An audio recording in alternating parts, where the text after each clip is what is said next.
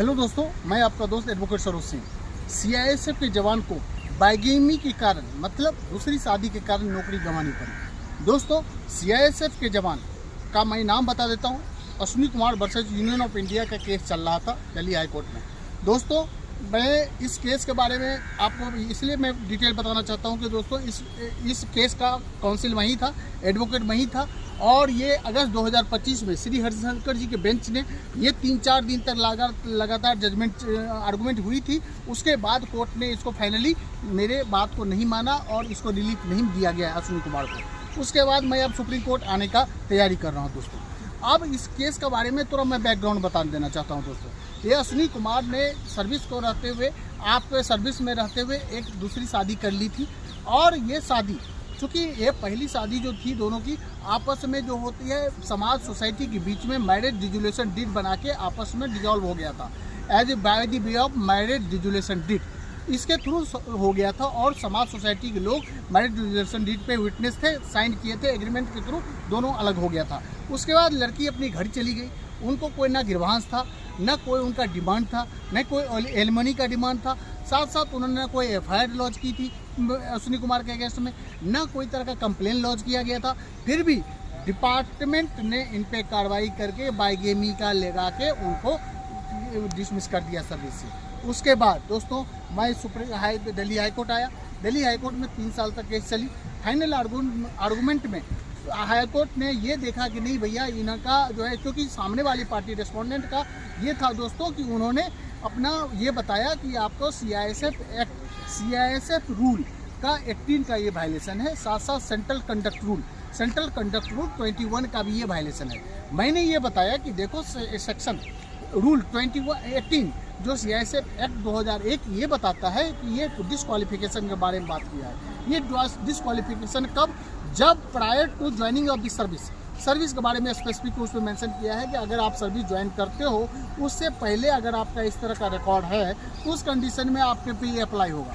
और उनका central conduct rule इसमें इसीलिए नहीं होगा क्योंकि ऑलरेडी एक स्पेसिफिक लॉ बनी हुई है सीआईएसएफ में, और इस कंडीशन में इस पर अप्लाई नहीं होगा।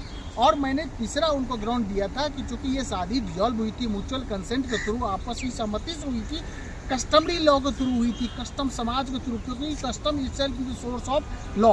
और उस कंडीशन में होता है कि कस्टम इसको अलाउ करता है कि भैया आपको अलग अलग अगर रह सकते हैं, लेकिन कोर्ट का ये ऑब्जर्वेशन था नहीं, आपने कोर्ट के थ्रू आपने मैटर को डिजॉल्व नहीं किया, और जिसके कारण कोर्ट ने नहीं माना। लेकिन मैंने ये बोला कि ठीक है, बहुत सारे जजमेंट उड़ीसा हाई कोर्ट ने, केरला हाई कोर्ट ने, झारखंड हाई कोर्ट ने ये बताया कि नहीं भैया, अगर मान लो इस तरह का है कि ऑफेंस कंडक्ट रूल का वायलेशन जरूर है, लेकिन ये कंडक्ट रूल का ये वायलेशन जरूर है, लेकिन ये है कि कम से कम इतना सीरियस ऑफेंस नहीं है जो कि उसको सर्विस से डिसमिस किया जाए। और ये कंडक्ट रूल का वायलेशन बहुत सारे जजमेंट, लेकिन दिल्ली हाई कोर्ट ने ये नहीं माना। मैंने ये बोला कि भैया आपका है कि आप ओवरऑल देखो, इसको ओवरऑल देखो, इनका सर्विस रिकॉर्ड देखो, इसका एपीआर देखो, जिसको इनको रिवार्ड मिला है, कितने बार रिवार्ड मिला है, और इससे पहले इनका एपीआर एक्सेलेंट है, कोई तरह पहले कोई एलिगेशन नहीं है, कोई तरह का पनिशमेंट नहीं है, इवन माइनर पनिशमेंट नहीं है। ओवरऑल एस्पेक्ट को आप देखो, इनके सर्विस रिकॉर्ड को, आप इतना बड़ा हीनियस ऑफेंस आप मत नहीं है इनका। और दूसरी बात कि इतना बड़ा ऑफेंस नहीं किया है कि इनको डिसमिसल फ्रॉम द सर्विस कर दिया जाए।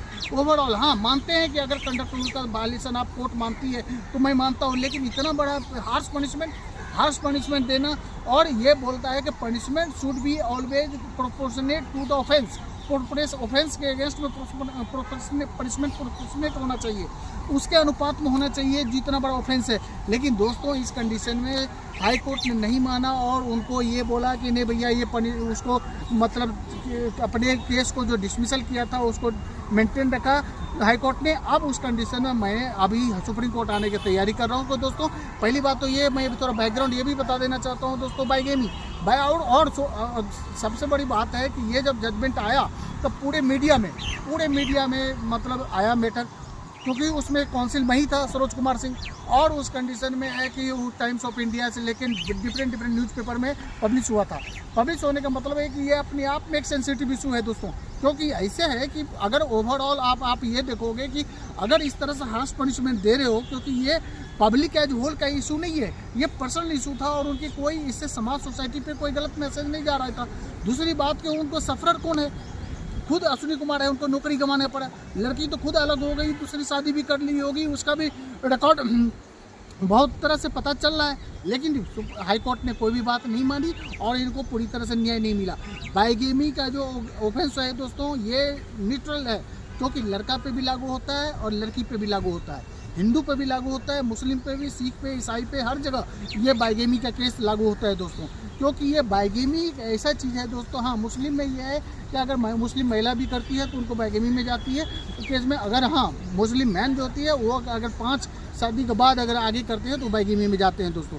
एक वाइफ हस्बैंड के रहते हुए अगर मैरिज एग्जिस्ट कर रहा है, उसके बाद भी अगर आप दूसरी शादी कर रहे हैं तो बाइगेमी का आपका केस लगेगा। लेकिन ये 2 कंडीशन देखना पड़ेगा, ये शादी वैलिड शादी थी या नहीं थी।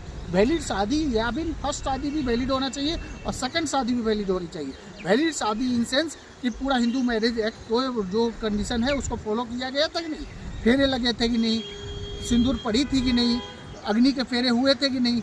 इस तरह से अगर होता है तो उस कंडीशन में बाइगेमी का केस उस पर अगर वायलेशन हुआ तो इनवैलिड माना जाएगा। और इस कंडीशन में अश्विनी कुमार के साथ जो भी हुआ दोस्तों, उसके लिए मुझे लग रहा है कि उनको न्याय मिलना चाहिए, क्योंकि बहुत सारे हाई कोर्ट ने ये क्लियरली बताया है कि मानते हैं कि ये ऑफेंस है, लेकिन इतना बड़ा सीरियस ऑफेंस नहीं है जो डिसमिसल को देखा जाए। हाँ हो सकता है उसको डिडक्शन पे डिडक्ट कर देता, उसको है सैलरी डिडक्ट कर देती, उसका ग्रेड रिड्यूस कर देता, लेकिन नौकरी से गंवाना पड़ा, ये बहुत ही दोस्तों गलत बात है मेरे समझ से। क्योंकि ये है कि अगर ओवरऑल पैरामीटर देखा जाए तो अश्विनी कुमार का पूरा करियर रिकॉर्ड साफ सुथरा, नीट एंड क्लीन है दोस्तों। फिर भी ये अभी तक विक्टिम है, विक्टिम ऑफ द सर्कमस्टांसेज है। इसके न्याय के लिए हम सुप्रीम कोर्ट आए हैं और अब आगे भी सुप्रीम कोर्ट से मुझे उम्मीद है कि मुझे न्याय मिलेगा। थैंक यू, जय हिंद, जय भारत।